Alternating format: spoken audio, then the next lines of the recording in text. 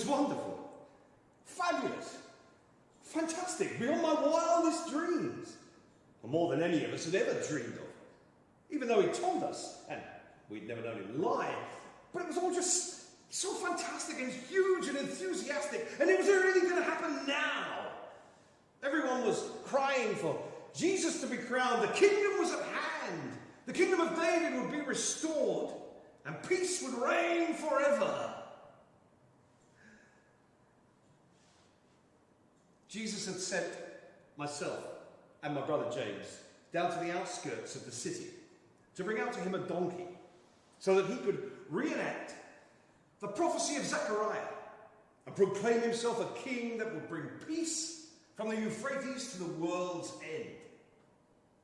So we'd gone down to the outskirts and brought the donkey back along the road, and were preparing in a little olive grove up on the road to Bethany.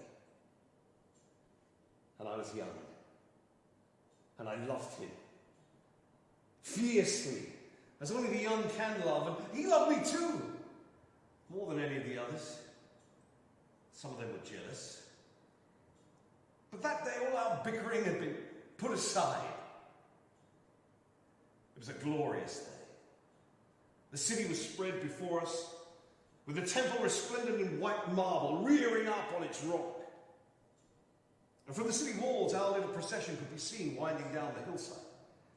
And soon we were joined by a throng of pilgrims, all reaching out eager to touch the miracle worker from Galilee. They'd all heard of his approach. Some of them had cut palm branches and were waving them, saying, "Hosanna to the King! Hosanna to the royal Son of David!" And others took off their cloaks and spread them and flower petals in front of the donkey's hooves. There were more people than I had ever seen. And Peter and Judas and Thomas were pushing ahead, parting the throng as we approached the beautiful gate to the city. And then we were through. Jerusalem, at last. And everyone crying with worship and adulation and marvel for Jesus. Well, not everyone. As you come through the beautiful gate, you skirt a great retaining wall that old Herod had built to level the Temple Mount. And from the top of this wall, some priests of the temple tried to challenge Jesus. They could as well have forbade the rain to fall. Well, and of course, they felt threatened. With Jesus, no one needed intermediaries anymore. But Jesus was very polite and spoke to them and even invited them to join us and follow us. But some of the crowd were not so polite, and the priests were pelting with all sorts of unpleasant things. And we pushed on to the temple.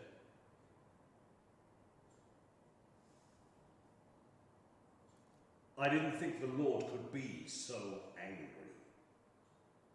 He was the most loving, tolerant, patient person I ever knew.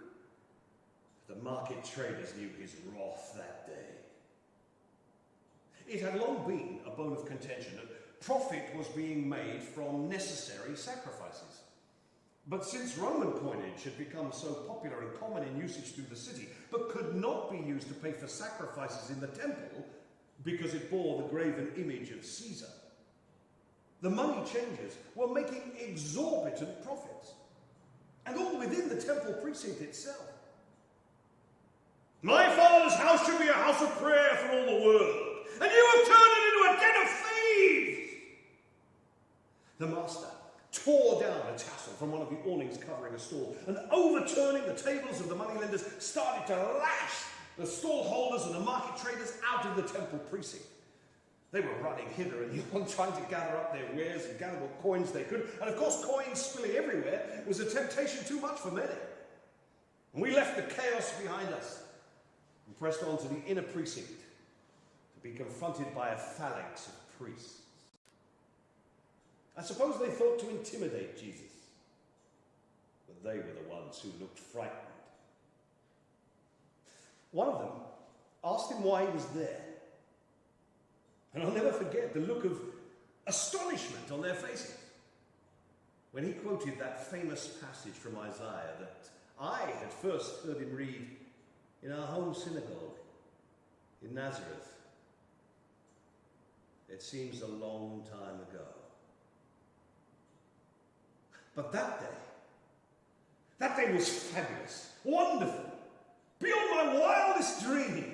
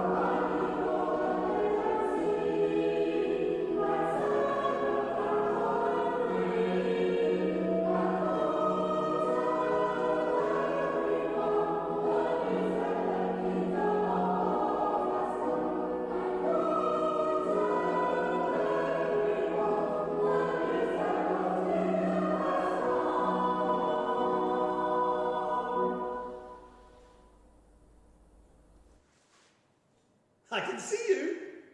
I can. I've got eyes. I can see anything I want. And I spend my whole time looking at things. I don't expect you to understand. Well, I never could before. But you see, if you close your eyes, go on, close your eyes. That's not like being blind. See, in your head, you still have an idea of what's out here. And you know that as soon as you open your eyes again, you'll be able to see it all. But being blind is not like that. I've been born blind. From the first moment that I can remember until I was born again, I have been completely dependent on other people. My world was so small. to the reach of my arm, and so what my ears and my nose could tell me, though, that wasn't always reliable. I had no idea of the sheer beauty of the smallest of things about me. Oh, what colour! How can I begin to explain the exaltation that is colour? Sky. Awesome sky. Blue and yet red and gold at sunset. Diamond-studded black and the moon! Oh, I never dreamed there could be a thing of such ever-changing beauty.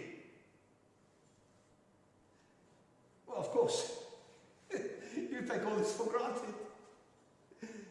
No reason why you shouldn't. But I can see the ineffable beauty in everything that surrounds us. And I'm not sorry that I appreciate the gift, because I did not always possess it. My life before was bearable. There was very little I could do. With my stick, I could find my way from the hovel where I slept to the midden where I performed the bodily necessities, and then to my place at the entrance to the temple where I would sit and pray that pious worshippers passing by would drop enough of a pittance into my bowl that I could exchange for some food and drink to keep body and soul together for another day. Of course, not all the worshippers were pious. Sometimes coin would be taken from my bowl. Sometimes things other than coin would be dropped in it, not always pleasant things. I would often be kicked, or beaten, spat upon, moved along, and frequently told that I must be a great sinner for God to have visited so terrible a judgment upon me. My life had little meaning and no affection. It just went on in the dark, punctuated by the warmth and the cold and the cockcrow.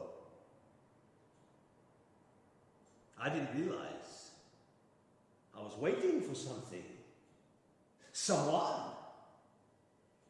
But I was. There was a terrible commotion, and I tried to roll myself into a ball and hug the wall to stop myself from being jostled by the crowd, and suddenly strong hands grasped me and lifted me up. You cannot imagine the panic of being taken somewhere new without any points of reference. How will I ever find my way back again? And someone was shouting in my ear, "We're taking you to see Jesus, the miracle worker from Galilee. They want to put him to the test." Well, I had calmed down a little when they suddenly dropped me to the floor. And I heard a wonderful, rich voice. And someone asked me what I wanted. There's only ever been one thing I wanted. "Will you let me see?" I said. And he asked me if I believed that he could truly work this miracle. I said, "I don't know. I'm not a holy man. But if it's God's will, I reckon it could happen." He called for water. And as he bathed my eyes, I heard him pray to someone he called his Father to reward my great faith. I never knew I had any great faith. But suddenly, I can't describe the sensation that washed over and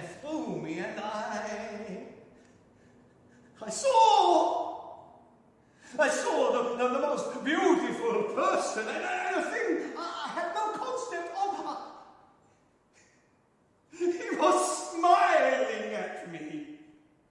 Smiling! And I could see it!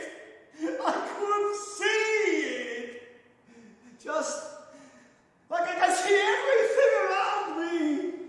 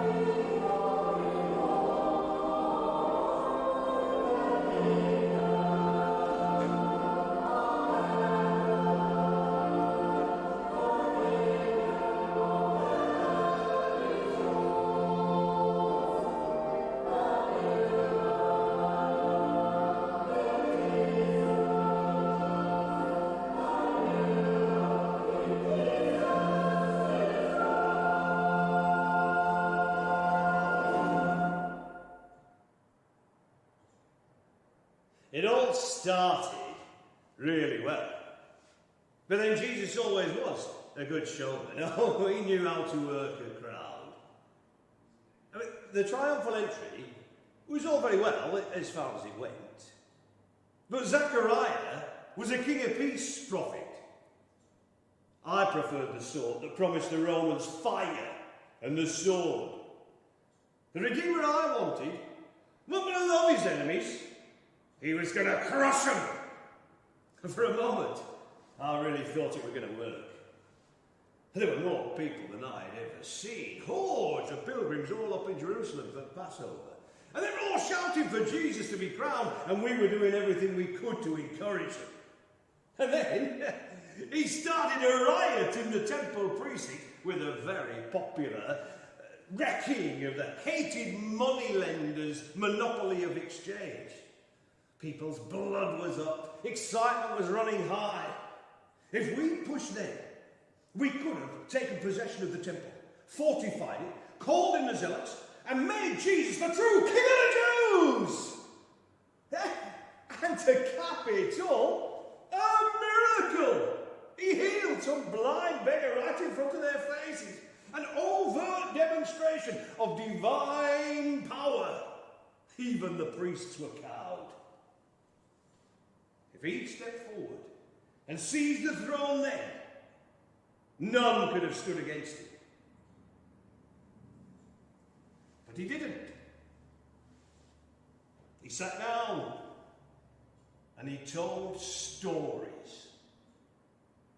To calm the crowd, he called children forward to sit round his feet. I mean, who's going to riot if they think the children could get hurt? He started talking about how what you did was more important than what you said, and I thought for a moment we could rescue the situation, but then he whittled on again about love and innocence and peace. And what peace can there be while the neck of our people lies crushed and broken under the talons of the imperial Roman eagle? What peace when dynasties of Greek usurpers sit on the puppet thrones of Judea and Galilee?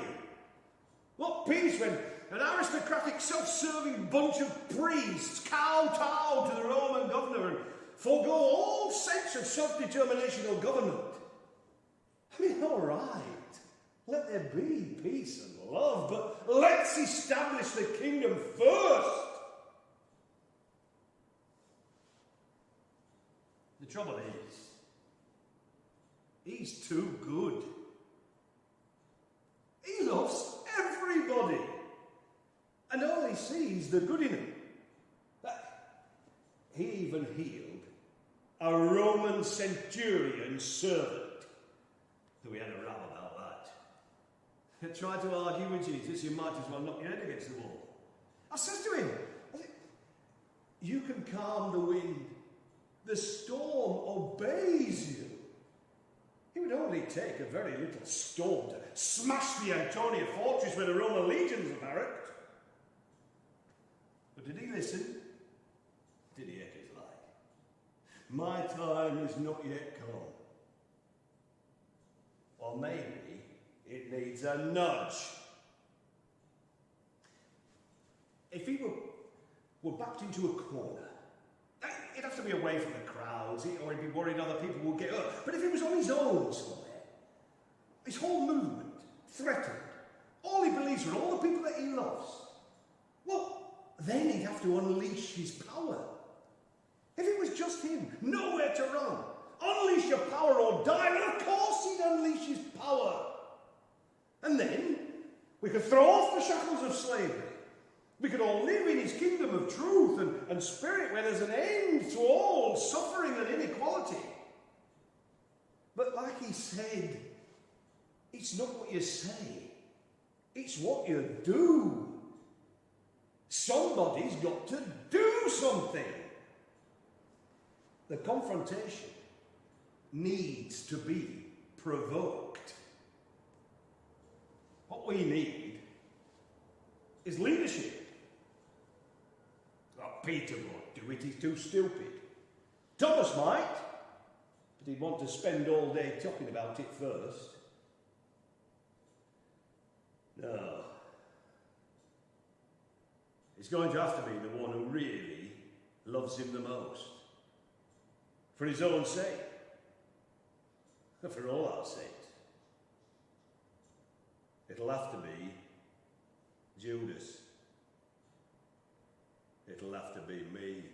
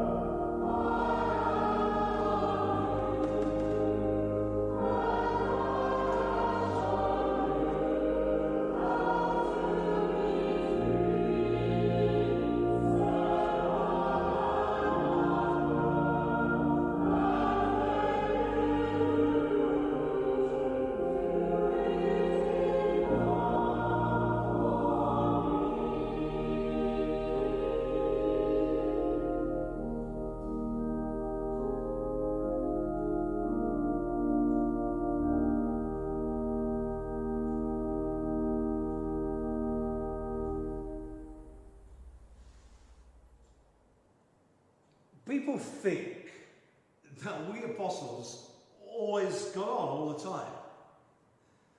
What I most remember are the rows. Even that last night at supper together. Well, I mean, obviously we didn't know it was going to be our last night together, or maybe we wouldn't have behaved the way we did.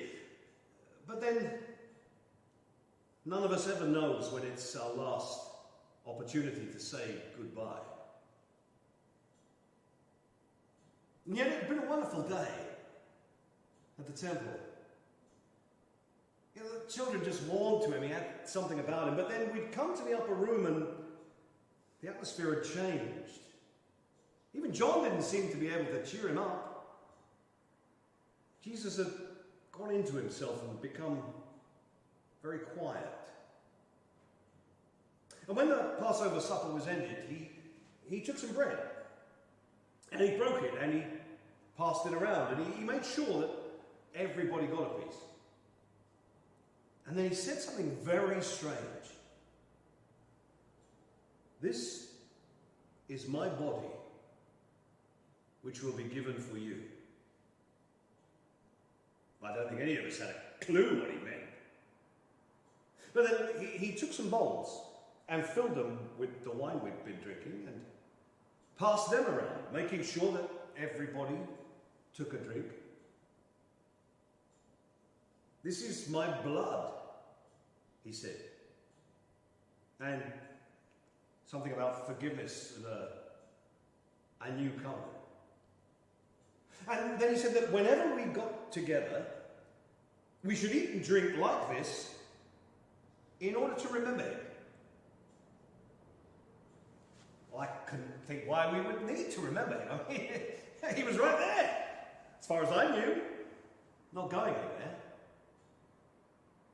But then he said that what we had done had bound us together and to God, and that it was for us now to work to bring about the kingdom. And then our row broke up. Well, it was my mum's fault.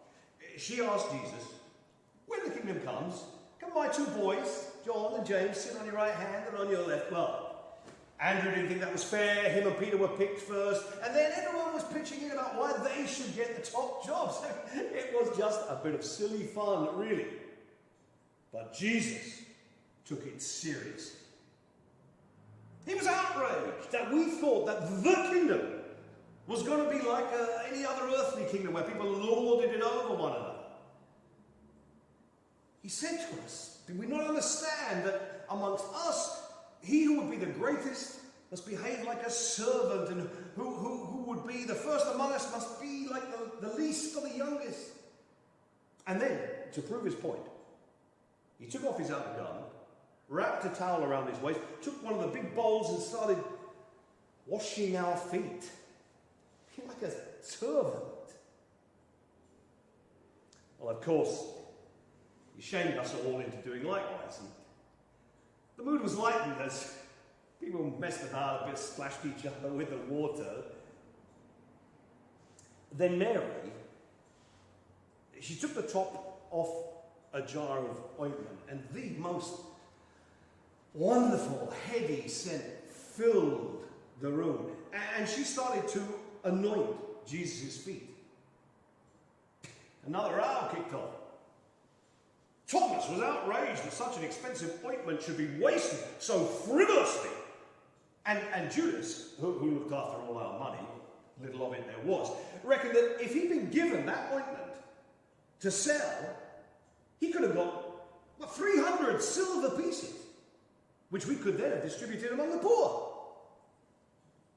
Well, to be fair, I think he had quite a point. But again, Jesus said something very strange.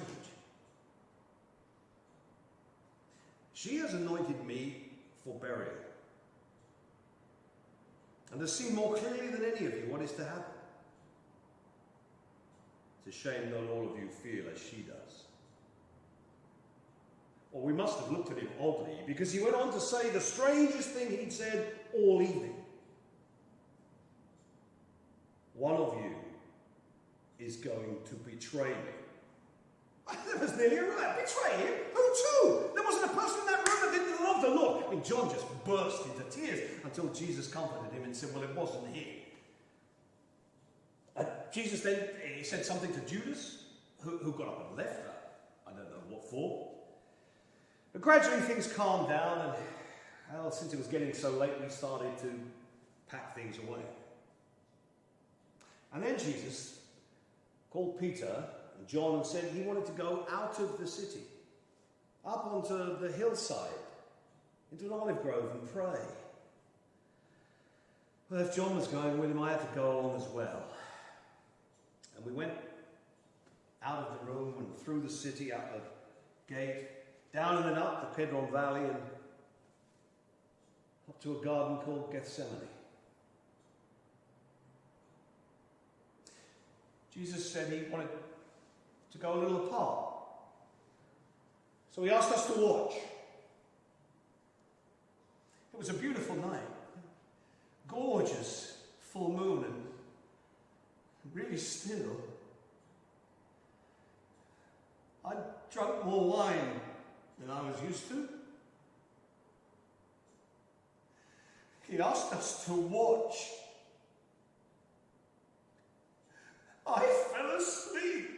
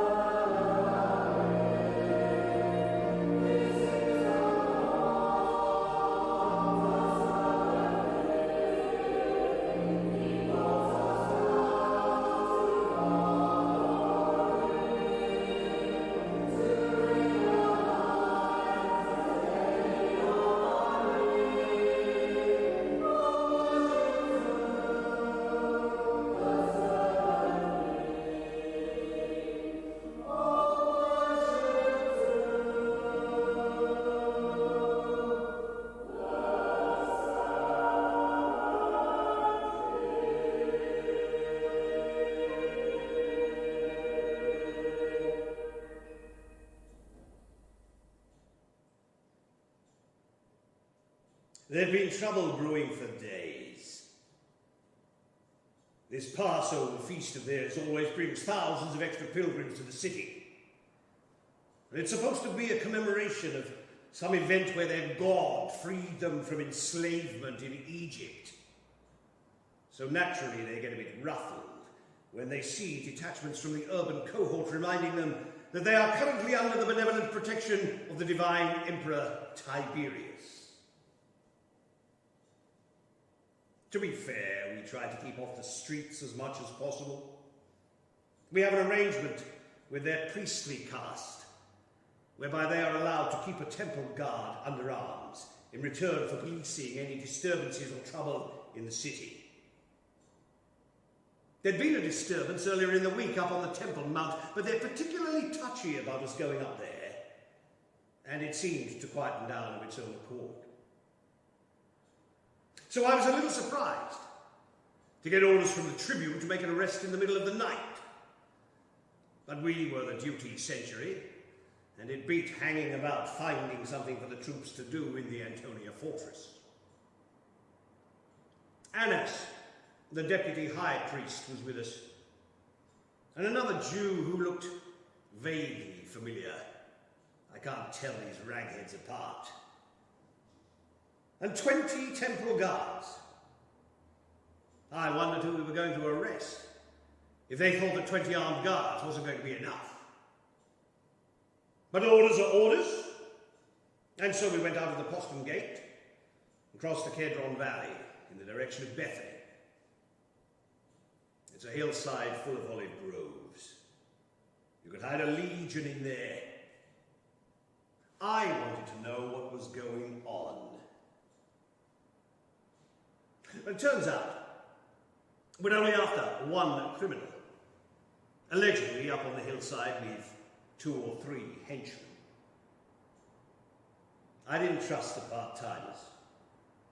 So I said to Annas, as long as he could positively identify the target, I and my men would make the arrest. He seemed very happy about that. He turned to the Jew with him and asked him how he would identify our target. The man I kiss will be the one. Fair enough. It was a bright full moon and we were clearly visible on the road. So I sent a couple of squads out to double round and prevent any escape. And then we moved in. The criminal's mates appeared to be asleep until our Jew tripped over one of them. But then he went forward and kissed the mark and we moved in. One of the sleepers was a big bugger and got a bit leery when he woke up, but his own boss very sensibly told him to calm down. One of the other 2 was just a kid, and they were being very cooperative. But then I heard our target speak clearly. He was asking why he'd been arrested, and they always do. But I thought I recognized his voice. I grabbed a torch from a legionary, held it to his face. I know this man. This is Jesus of Nazareth. Why were we arresting him? This man had healed my manservant when I had been certain he was going to die. What had he done? I was dumbfounded. My sergeant was talking to me. What should we do with these, Scott? Release them. Let them go. Annas said something to the other Jew and threw him a bag that clinked when he caught it as if it was full of coins. And then I remembered where I'd seen him. He'd been with Jesus, but something very strange was going on here. This one hated us. I remember the look of loathing in his eyes. Why was he handing Jesus over to us? And what had Jesus done? But I had my orders. Events moved swiftly. There was a nighttime trial before the Sanhedrin. And at dawn, the Roman governor sentenced him to death for claiming to be a king of the Jews. I am a Roman soldier. I have risen through the ranks. through sheer hard work, diligence, and unswerving obedience to my superiors. I have served in every province in the empire. I've seen some awful things. But the worst thing I've ever done, I did that day. I can still see the bloody mess that was his back, and the cruel crown of thorns that had been thrust onto his head in mockery of kingship. I could have stopped it, but it was the usual ridicule that all criminals have to go through to deter others. I tried. I pulled someone from the crowd to carry his crosspiece when he fell the third time. I wouldn't let them break his legs. Some of his followers recognized me. I know his mother did. And the boy that was with her, I couldn't meet their eyes. I knew it was wrong. In truth, this man was the Son of God. But still, I followed my orders. He was the Son of God, and I crucified him.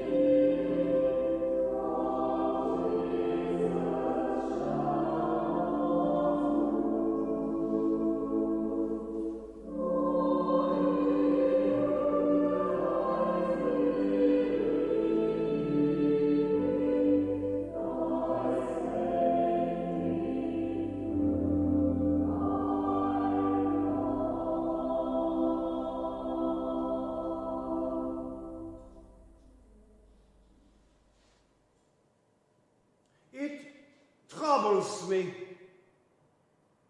What I saw in his eyes on Golgotha. Caiaphas was right.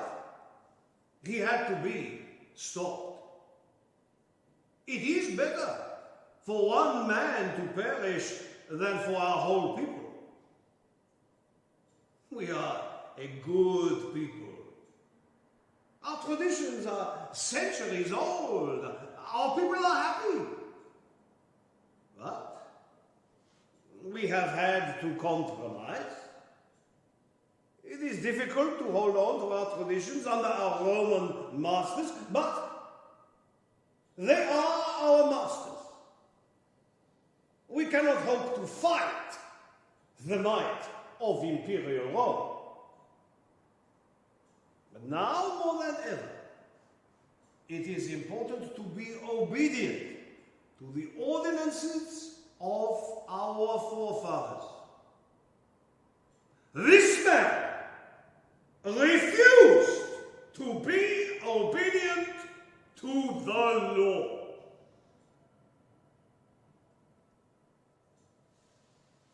I was there when they put to him the question about taxes. Give to Caesar what is Caesar's, and to God what is God's. A clever reply. But why then overturn the tables of the money changers? How can the ordinary people pay for their sacrifices if they only have coinage with the blasphemous image of the emperor? How can a man make his peace with God if he cannot sacrifice in the temple? And then the so-called miracles. The blind beggar he healed. Was it really the same man? I cannot tell his ragged parasites apart. Of course, the common herd led to believe him. He get them home, performed magic tricks for them, cast out the demons. But he broke the law. He healed people on the Sabbath. Now, his followers will tell you that surely he was doing these people good, and that may be so, but many of them had been afflicted all their lives. Why would one day make so much difference? Either way. And then, the entry into Jerusalem.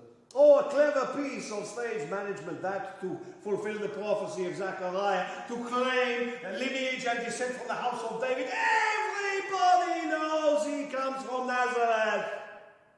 But his followers tell a story of his secret birth in Bethlehem. Otherwise, the prophecy doesn't work. Now, if he'd stayed in Galilee, he would have done no harm, could even have done some good.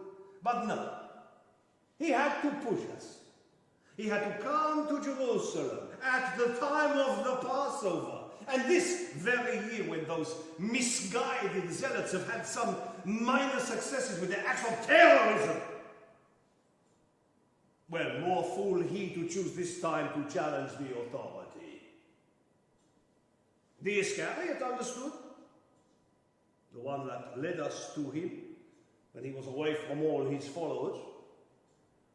And we did nothing illegal. Yes, the trial was held quickly at night, but there are precedents.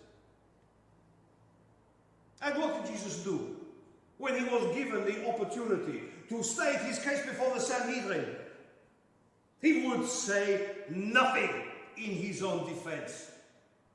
God, he had been quick enough to ridicule the holy vestments and the ritual robes and the Holy of Holies before the common people. But when faced with Caiaphas, he would utter not a word until he spoke The blasphemy, I still shudder to think of it before us all. He proclaimed himself the Messiah. It would have been the end of everything. The council would fall. The whole people would become ungovernable. What a waste! What of all our long years of loving care of God's chosen children. And even then, Pilate couldn't see it. It was only threats of riots in the city and bad reports in Rome that caused him to capitulate. But we got our way in the end. The death penalty. And yet, he went so meek and willingly. And from the cross, spoke words of love and of forgiveness. And at the end, he called upon his Father and seemed almost content. Could we have been wrong? There was a moment, just steps from Golgotha. The Romans played their silly game of purple cloaks and crown of thorns as they stripped his clothes ready to nail him to the cross. A tiny point in time when our eyes met. It troubles me what I saw in his eyes at Golgotha. What if we were wrong?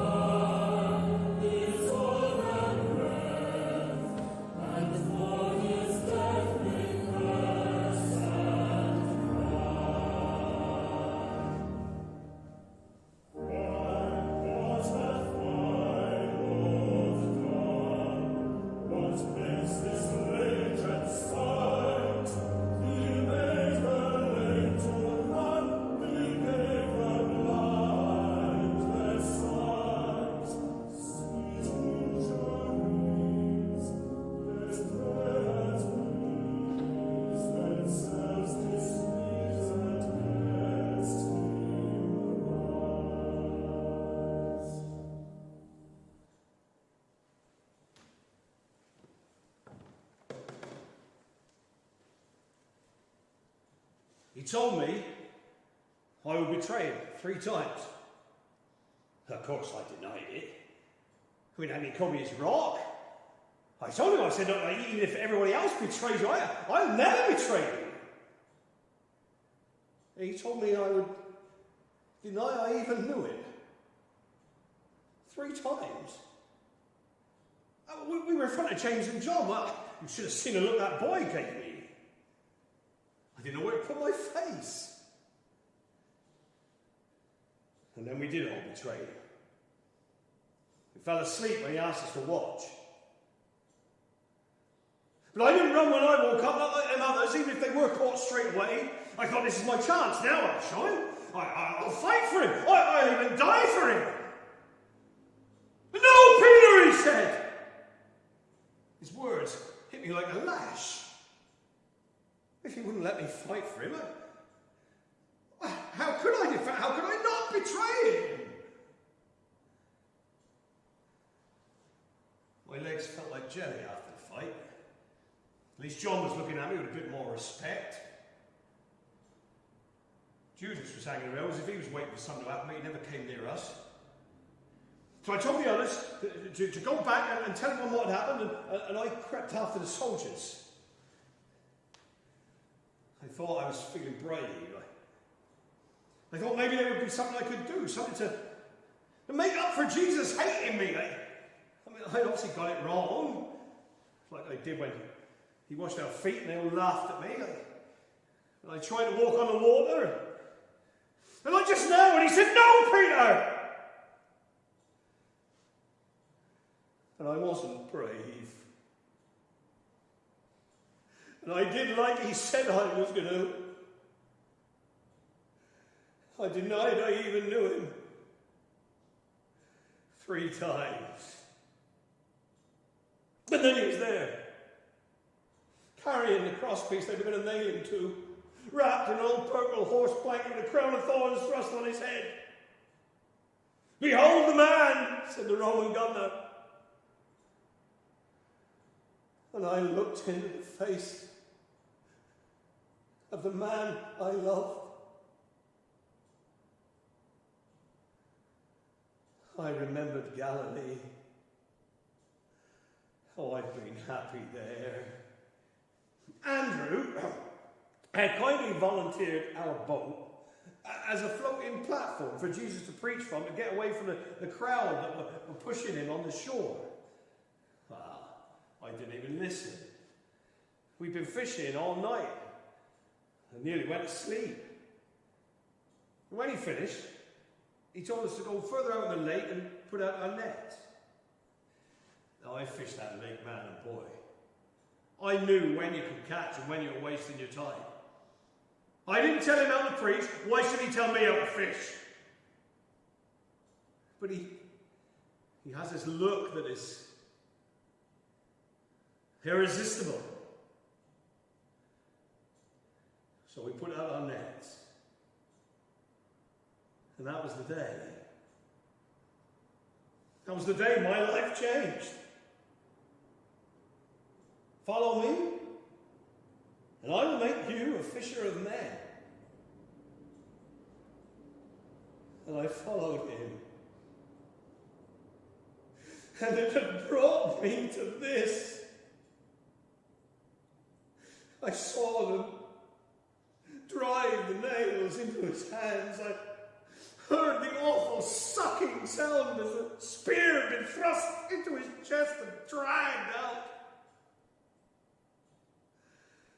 I helped carry his broken body over to lay it in Joseph's tomb. For want of anything better to do, we went back to the upper room, locked the doors in case they came after us. From the cross, Jesus had cried in despair to his Father that he had been forsaken. I knew just how he felt. Hollow, broken, empty. And even while he was on the cross, Jesus had thought of his mother. He'd asked John to look after him. I know John was his favourite, but he's still only a boy. He could have asked me! For Jesus had called me his rock, and granite was what was called for now, so I set my face like flint, and I wouldn't let anybody leave until the morning, when the women would go and beg the Romans to be allowed to enter the tomb and finish the anointing that the Passover had forbidden. That was far enough ahead for anyone to think.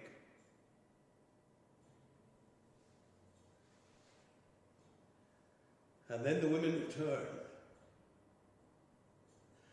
And my life changed again.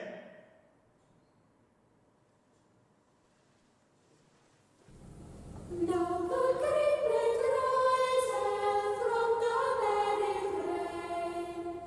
We'd met in dark, many days has lain. Love lives again, but with the dead has been. Love is come again, like wheat that springeth green. In the grave they laid him, love whom men had slain, thinking that never he would wake again. Laid in the earth, like grave that sleeps unseen. Love is come again, like wheat that springeth green. For he came at Easter like the risen grain. He that for 3 days in the grave hath lain, quick from the dead my risen body seen. Love is come again, like wheat that springeth green. When our hearts are wintry, grieving or in pain, thy touch can call us back to life again. Fields of our hearts that dead and bare have been, love is come again, like wheat that springeth green.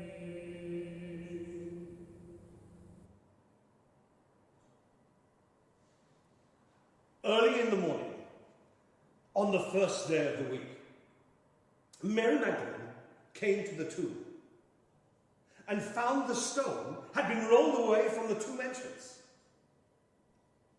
At once, she went to find Simon Peter and the other disciple whom Jesus loved. "They've taken my Lord's body," she said, "and we don't know where they have taken him." At once, Peter and the other disciple made their way to the tomb. They began by running side by side, but the other disciple ran faster than Peter and arrived at the tomb first, and looked inside and saw the linen cloths lying there, but he did not go in. Then Simon Peter arrived coming up after, and also saw the linen cloths, and went into the tomb, and saw as well the veil that had been laid over Jesus' face, not lying with the linen cloths, but all wrapped up around and around in another place by itself. And then the other disciple, who had arrived at the tomb first, also came in and saw these things, and learned to believe. They had not yet mastered what was written of him, that he was to rise from the dead. And that same evening, the first day of the week, the apostles had locked their door for fear of the Jews. But Jesus came and stood among them. "Peace be with you," he said. And Jesus appeared to his disciples again by the Sea of Tiberias. And there were many other things that Jesus said and did. And were they all to be written down, I do not think the world itself would contain all the books that would have to be written.